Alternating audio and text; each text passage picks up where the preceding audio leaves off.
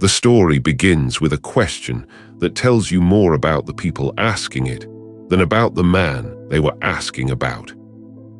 Jesus and his disciples are walking in Jerusalem.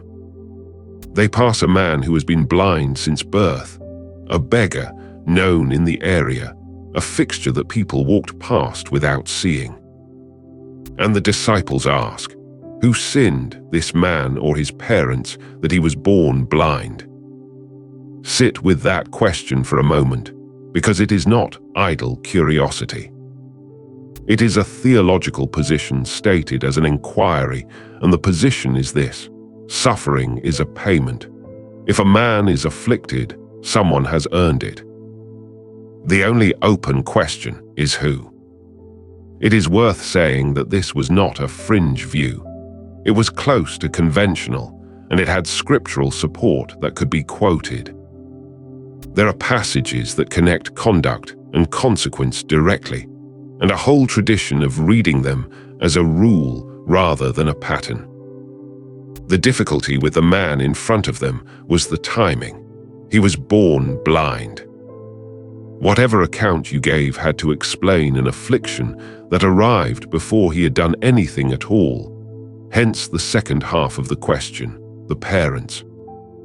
Jesus answers in 4 words that dismantle the entire framework. Neither this man nor his parents. That is not a softening. It is a refusal. He does not say the sin was small or forgiven or someone else's. He says the question is wrong. And then he says something that has been misread for a very long time and is worth handling carefully. He says the man was born blind so that the works of God should be made manifest in him. Read carelessly, that sounds worse than the question. It sounds like a man was made to suffer for decades as a demonstration. But the Greek here has no punctuation, and the sentence divides differently depending on where you place the break. Many readers and a good many translators take it as, neither this man nor his parents sinned. But so that the works of God may be revealed, we must work while it is day. On that reading, Jesus is not explaining the cause of the blindness at all. He is refusing to explain it and turning instead to what is to be done about it. That distinction matters enormously, and it is the difference between a God who assigns suffering as a lesson and a God who meets it as a task. What follows in this chapter is the longest single narrative in John's Gospel, and the strangest thing about it is that Jesus is barely in it. He heals the man in the first 6 verses, and then he leaves. He does not reappear until the very end. The 40 verses in between belong entirely to a man who has just received his sight and is immediately required to defend it. That structure is deliberate. This is not really a story about a healing. It is a story about testimony, about what happens to an ordinary person who says something true that powerful people need to be untrue. Start with how it was done, because the method is not incidental. Jesus spits on the ground, makes clay of the spittle, and anoints the man's eyes with it. Then he tells him to go and wash in the pool of Siloam. Every part of that is odd, and every part of it matters. He could have spoken, and it would have been done. That is how most of the healings in this gospel work.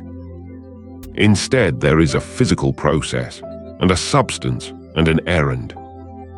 The clay recalls the making of a man from the dust of the ground. A gospel that opens by declaring that all things were made through him now shows him kneeling in the dirt, making something small out of earth, and applying it to a body that was, in the writer's framing, incomplete. There is also the plain human fact of it.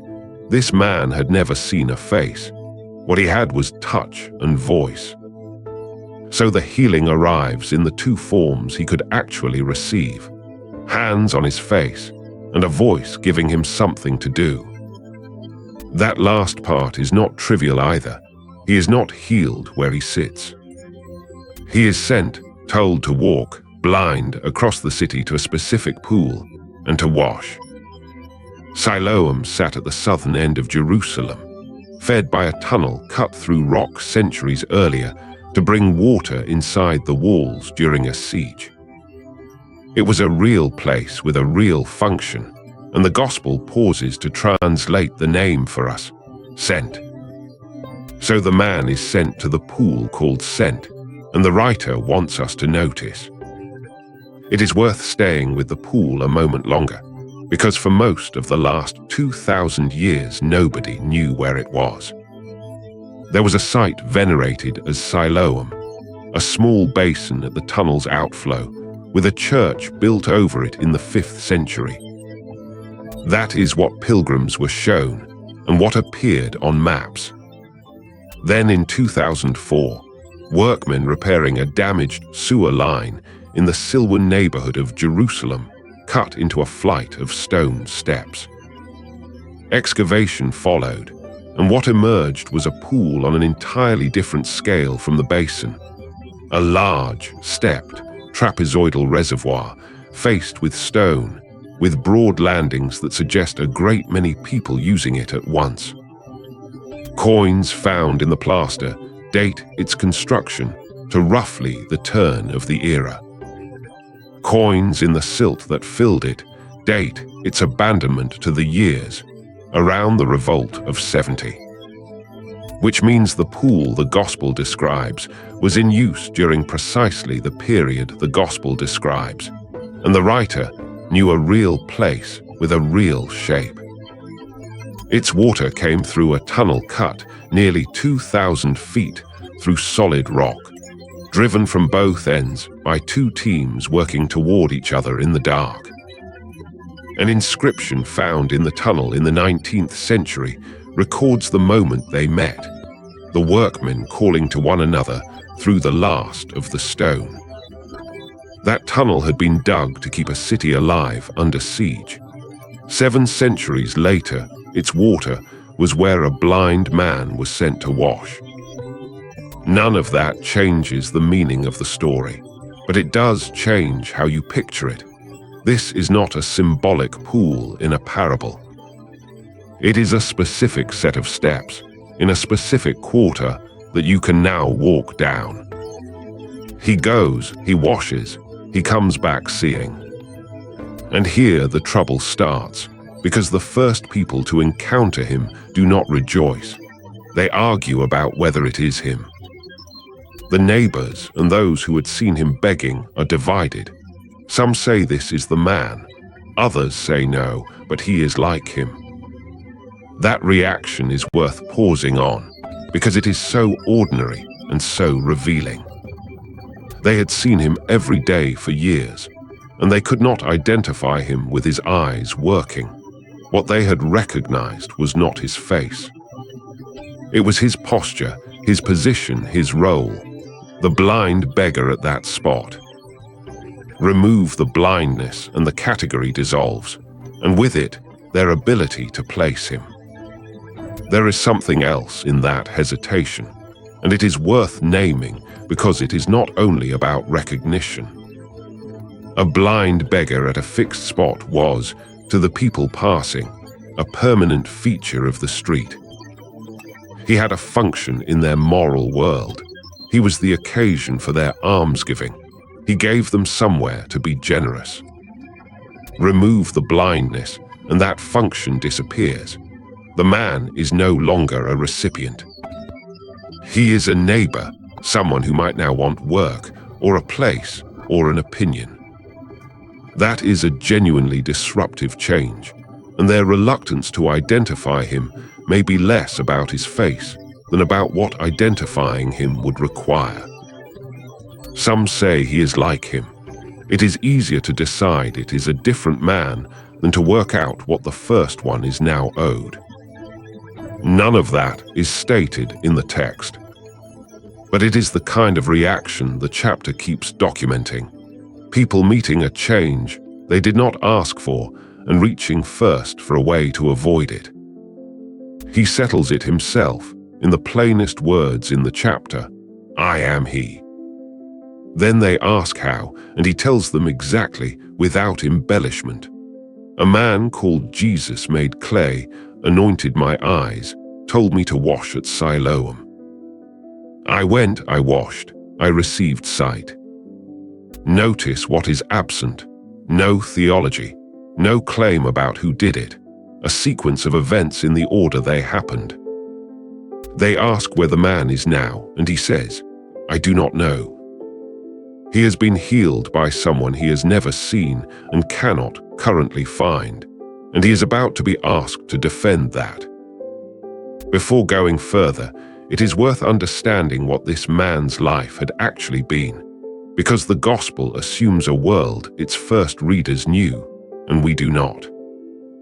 He was a beggar, that is stated plainly, and it was not a choice among options. In first-century Jerusalem, a man blind from birth had essentially no route to a trade. Almost all work was manual, and most of it was skilled in ways that required sight: masonry, carpentry, fishing, farming, weaving, scribal work. There was no education adapted to him, no assistive technology, and no concept of accommodation. What there was instead was arms, and a religious culture that took them seriously. Giving to the poor was a genuine obligation, not a sentiment, and the approaches to the temple were where the obligation and the need met. A blind man's economic life consisted of positioning himself where devout people passed on their way to worship. So his place on that street was his livelihood. It was also, in a real sense, his identity, which is exactly what his neighbors demonstrate when they cannot recognize him standing upright with his eyes working. There is one more layer, and it is the cruel one.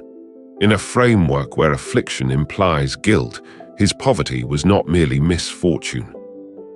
It carried an implication about him.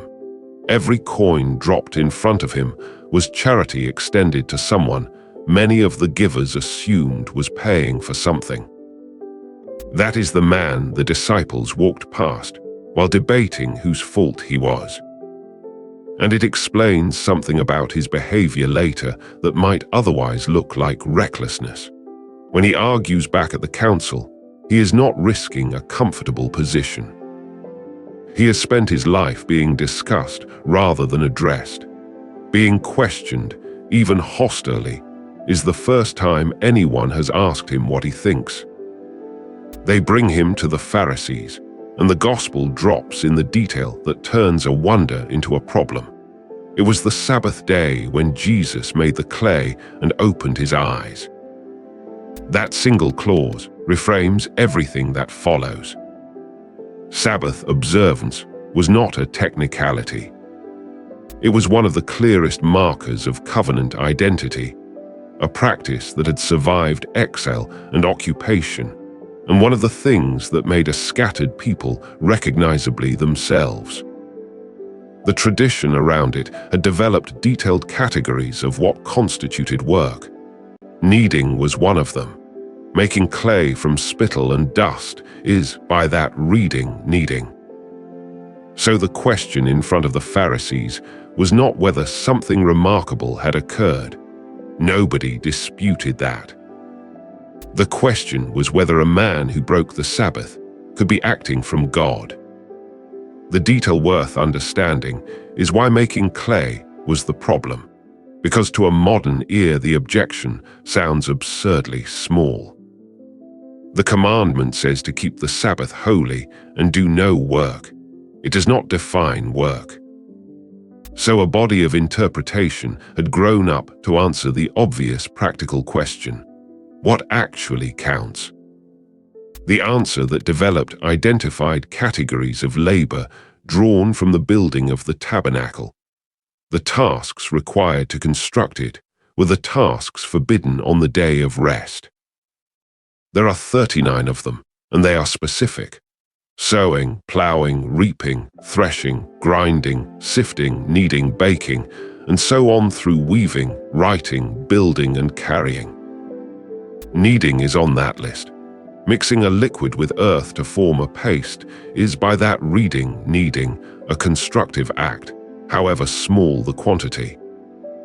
There was also a second principle at work, and it is the more important one. Saving a life overrode the Sabbath entirely. Nobody disputed that. A man crushed under rubble was dug out. A woman in labor was attended. But that permission was for danger to life. A man blind from birth was in no danger. He had been blind for decades and would still be blind on Sunday. There was no urgency that the framework recognized, which meant a healing performed on the Sabbath for a chronic condition was not a rescue. It was an elective act done on the wrong day. So the objection is not pedantry. Within the system it is coherent. The healer had a choice about when, and chose the one day he was not supposed to. And that is precisely the point Jesus keeps pressing in this gospel, because he does it repeatedly and always deliberately. The man at Bethesda had waited 38 years and was healed on a Sabbath too. These are not accidents of scheduling. He is putting a question to the framework on purpose. And they divide. Some say, this man is not of God because he does not keep the Sabbath. Others say, how can a man that is a sinner do such miracles? That division is the honest center of the chapter, and it deserves to be stated fairly. Both groups are reasoning from real principles. One holds that the law is how God has made himself known and cannot be set aside by a private wonder. The other holds that the wonder itself is evidence and cannot be dismissed by a rule. Neither position is stupid. They are irreconcilable, and the man who can see is standing in the middle of them. So they turn to him and ask what he says about the one who opened his eyes. He says he is a prophet. It is a careful answer and an escalating one, not the Messiah, not God. A prophet, a man who speaks for God, which is the smallest claim that fits the evidence he personally has.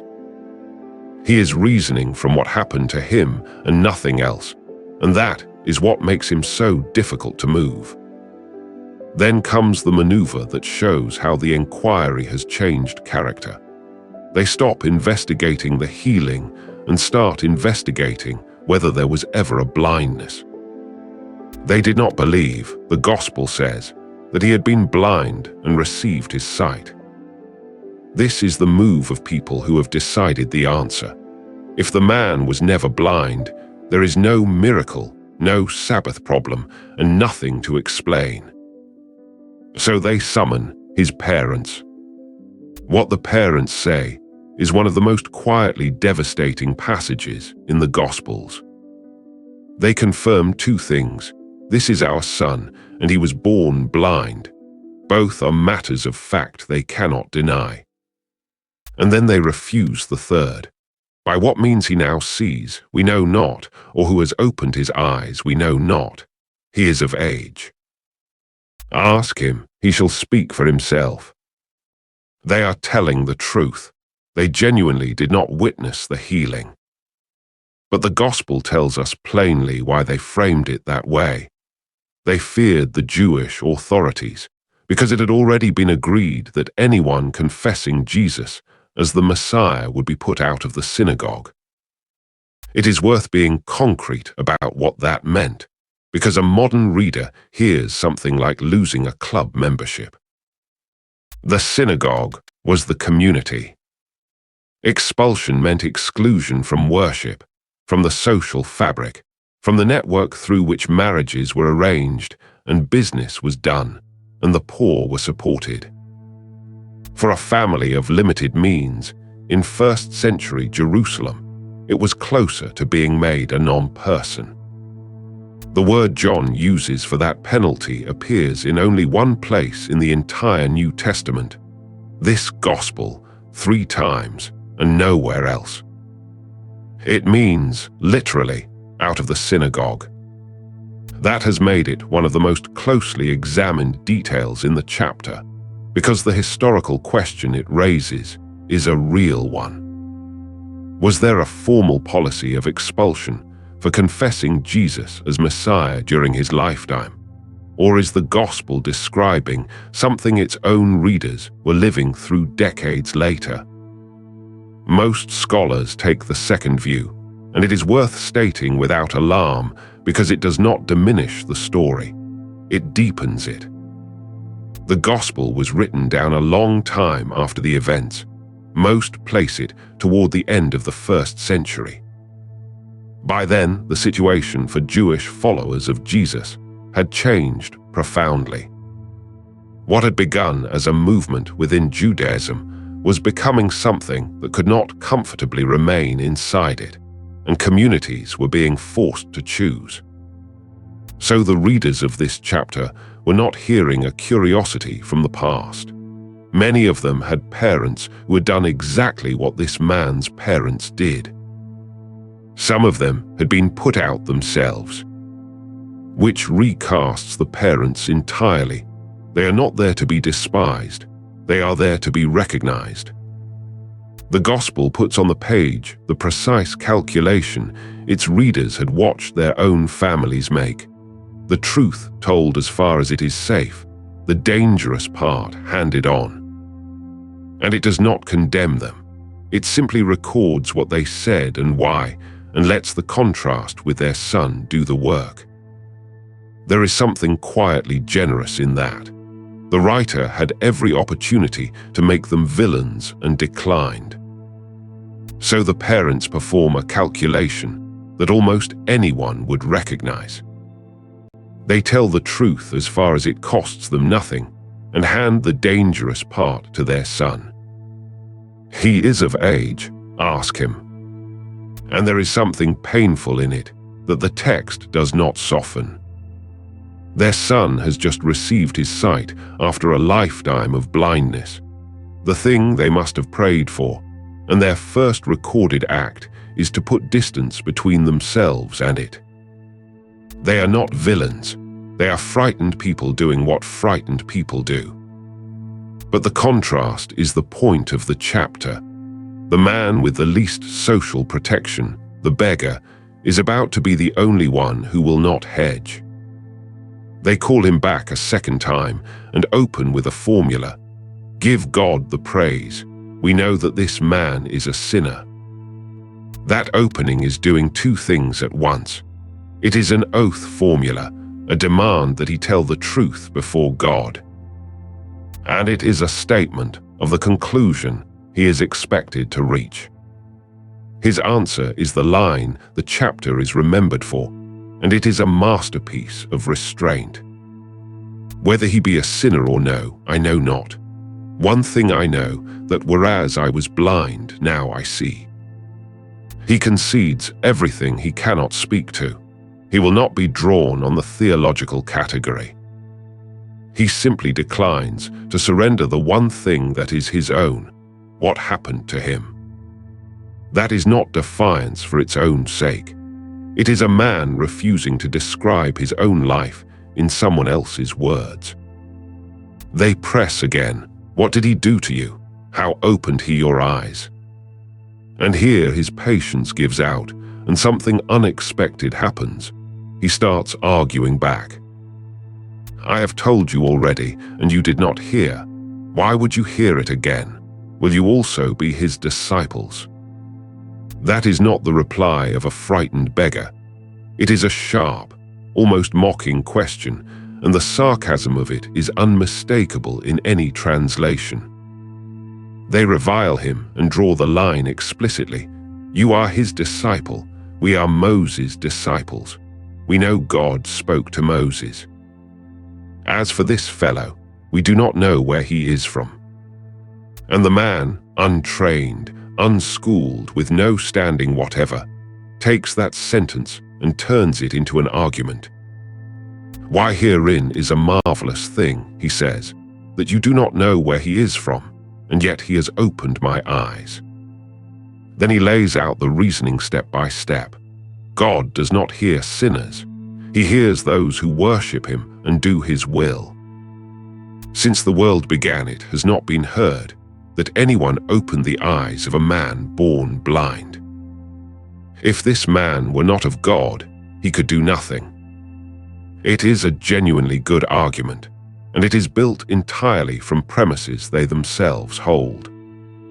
It is worth appreciating just how good that argument is, because the chapter does not pause to admire it, and it deserves a moment. He builds it in 3 steps, and every premise belongs to the men he is arguing with. First, God does not hear sinners, but hears those who worship him and do his will. That is not his invention. It is a settled principle they would all have affirmed, and it appears repeatedly in the Psalms and the prophets. Second, since the world began, nobody has opened the eyes of a man born blind. Also true, and they know it, there is no precedent in the scriptures for this particular healing. Other conditions, yes. Congenital blindness, no. Third, the conclusion. If this man were not of God, he could do nothing. That is a valid argument from premises his opponents hold. It is the kind of reasoning their own training would recognize and reward, and it is being made by a beggar who has been able to see since that morning. And notice where it puts them. They cannot deny the first premise without abandoning their theology. They cannot deny the second without abandoning Scripture. They have already tried to deny the healing itself and failed, because his parents confirmed the blindness. The argument is, within their own system, unanswerable. Which is exactly why what happens next happens. When a position cannot be defeated on its merits, the remaining move is to disqualify the person holding it. Their answer is not a counter-argument. It is the oldest move available when the reasoning has run out. You are altogether born in sins, and do you teach us? They fall back on the very theology Jesus rejected in the opening verse. His blindness proves his sinfulness. His sinfulness disqualifies his testimony, and therefore nothing he says need be considered. And they cast him out. That is where the chapter's central irony completes itself. The man has gained his sight and lost his community. He can see, and he has nowhere to go. And then Jesus, who has been absent for 40 verses, comes looking for him. The gospel is precise about this. Jesus heard that they had cast him out, and when he had found him, he said to him, "Do you believe on the Son of God?" He is sought out, not by chance. The healing was not the end of the transaction, and the man's loyalty under pressure was not the price of anything. He is simply found. At the moment, he has been discarded. His answer is the same honest posture he has held throughout. "Who is he, Lord, that I might believe on him?" He is still working from what he actually knows, which is nothing about this man's identity. He has never seen his face. There is a detail here that is easy to pass over, and is, on reflection, the most tender thing in the chapter. The man has never seen the face of the person who healed him. He was blind when the clay was applied. By the time he could see, Jesus had gone, which is why he could tell his neighbors nothing more than a name, and why he told the council honestly that he did not know where the man was. So this is their first meeting in any ordinary sense. He has spent the day defending someone he would not have recognized in the street. And Jesus tells him, "You have both seen him, and it is he that talks with you." That is the moment the story has been building toward, and it is quiet. There is no crowd. The man who was interrogated by a council and abandoned by his parents, receives the answer alone from someone who came to find him. He worships. Then comes the sentence that turns the whole chapter over.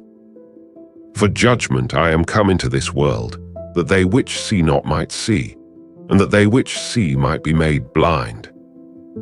Some of the Pharisees hear it and ask sharply, "Are we blind also?" And the answer is more unsettling than a yes. If you were blind, you would have no sin. But now you say, "We see, therefore your sin remains."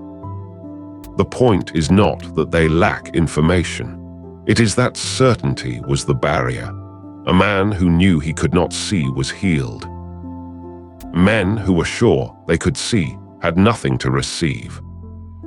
It is worth being careful with that, because it is easily turned into something it does not say.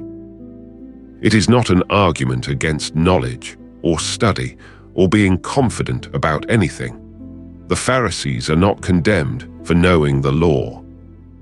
They are condemned for a specific move, using what they knew to avoid examining what they had just been shown. That is a narrow fault and a common one, and it has nothing to do with how much you know. A person who knows very little can do it just as easily. It simply takes less effort to reach the point where the evidence becomes inconvenient. The blind man's advantage was not humility as a virtue he had cultivated. It was that he had no position to protect. Nobody had ever asked him to be right about anything. When something happened to him, there was no framework in the way. That is not a state anyone can manufacture, and the chapter does not ask us to. What it does is show, twice in the same room, what each posture produces, and leaves the comparison sitting there.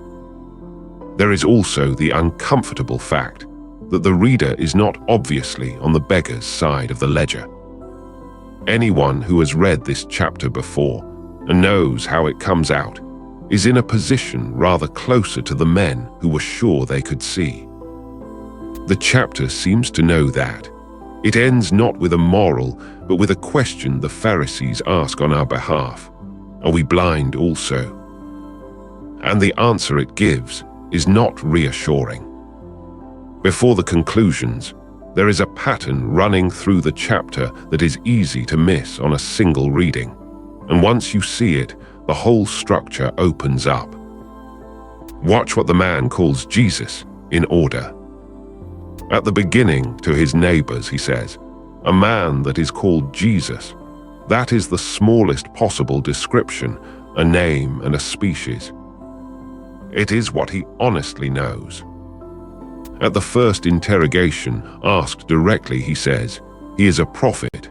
That is a step up and a considered one, someone through whom God acts. At the second interrogation, under real pressure, he goes further than he has been asked to. If this man were not of God, he could do nothing. Now he is making a claim about origin and arguing for it. And at the end, alone with the one who found him, he says, "Lord, I believe," and he worships. 4 stages, and each one arrives after a push. His understanding does not grow in spite of the interrogation. It grows because of it. Every attempt to make him retract forces him to work out what he actually thinks, and each time he lands somewhere higher than before.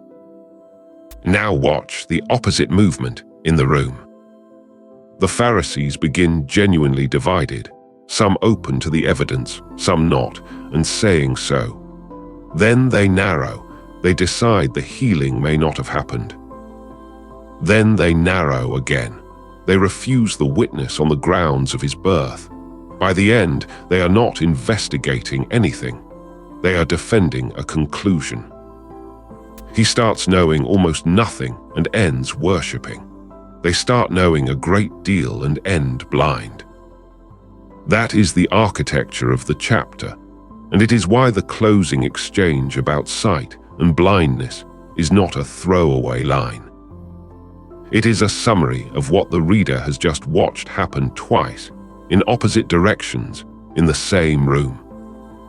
The chapter is also built with a precision that is easy to miss when you read it straight through, because it falls into 7 scenes and they alternate deliberately. Scene 1, Jesus and the disciples and the healing. Scene 2, the man and his neighbors. Scene 3, the man and the Pharisees. Scene 4, the parents and the Pharisees. Scene 5, the man and the Pharisees again. Scene 6, the man and Jesus. Scene 7, Jesus and the Pharisees. Notice the pattern. Jesus appears in the 1st, the 6th and the 7th. He is absent from the entire middle, scenes 2 through 5, the longest stretch, which is exactly the section where the man is under pressure. That absence is the design. The gospel could easily have had Jesus arrive at the hearing and settle it. Instead, he is elsewhere, while an ordinary man is questioned 4 separate times about him. And there is a second pattern layered on the first. Every scene in the middle begins with someone asking the man to account for himself, and everyone ends with him having said slightly more than he was asked. He is not being interviewed, he is being formed. The 7th scene closes the loop back to the 1st. The chapter opens with a question about who sinned and ends with a statement about whose sin remains. The same category, inverted, now applied to the people who raised it. That is not accidental writing. Whoever assembled this chapter knew exactly what they were doing and built a courtroom drama out of an event that took a few minutes. There is one more structural feature worth naming. This is the only healing in the Gospels where the person healed is put on trial for it, and it is the longest sustained piece of dialogue given to any minor character in John. The writer gives more lines to an unnamed beggar than to most of the disciples. That is a deliberate allocation of attention, and it tells you what the chapter is for. So what is worth carrying out of this? The first thing is the shape of what the man actually did, because it is smaller and more achievable than the way we usually tell stories of courage.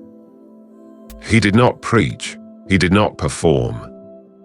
He was asked 5 separate times to revise his account by people with the power to ruin him, and each time he said the same thing: "I was blind, now I see." He did not know the theology. He said so repeatedly. He never claimed to understand what had happened to him. What he refused to do was pretend it had not. That is an unglamorous kind of faithfulness, and it is available to almost anyone. You do not need answers to refuse to lie about your own experience. The second is about the cost, which the chapter does not hide. He lost his synagogue. He was, as far as we can tell, disowned in practice by his parents, who had every chance to stand beside him and chose not to. His neighbors had already declined to be sure who he was. He gained his sight and lost nearly everything else, and the text does not tidy this away. There is no verse in which the community apologizes or the parents are restored. What there is instead is a man coming to find him afterwards. The third is about the 2 kinds of blindness the chapter sets against each other, because it is easy to turn that into a cheap point about hypocrisy, and it is not one. The Pharisees in this story are not fools or monsters. They are guarding something they believe God gave them, using criteria they did not invent. Their failure is specific.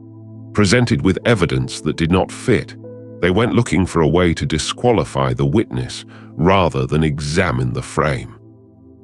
That is not a 1st century vice.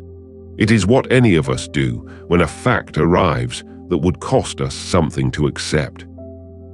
The fourth is the one this channel keeps arriving at. The man is never named. He has no genealogy, no title, no recorded history before he is passed on a street, and no recorded life after he worships. He exists in Scripture for one chapter, and what he is remembered for is not being healed. Plenty of people were healed. He is remembered for what he said under pressure, which was 7 words long and contained no claims he could not support. And it is worth noticing that he was not trying to be memorable. He was not making a stand or witnessing or setting an example. He was being asked a question he could not answer dishonestly by people who wanted a different answer, and he kept giving the same one because it was the only one he had. Most of the things worth admiring in people look like that from the inside, not a decision to be brave. Just an unwillingness to say a thing that is not so. One thing I know, whereas I was blind, now I see. That is the whole of his contribution, and it has outlasted the council that dismissed him. There is a fifth thing, and it is the one that speaks most directly to anyone who has ever been the only person in a room holding a position. Look at what he was actually up against, not a debate. An institution with authority he had been raised to respect, using the language of piety, give God the praise, to ask him to say something untrue. That is a much harder situation than open hostility, because the pressure comes dressed as righteousness.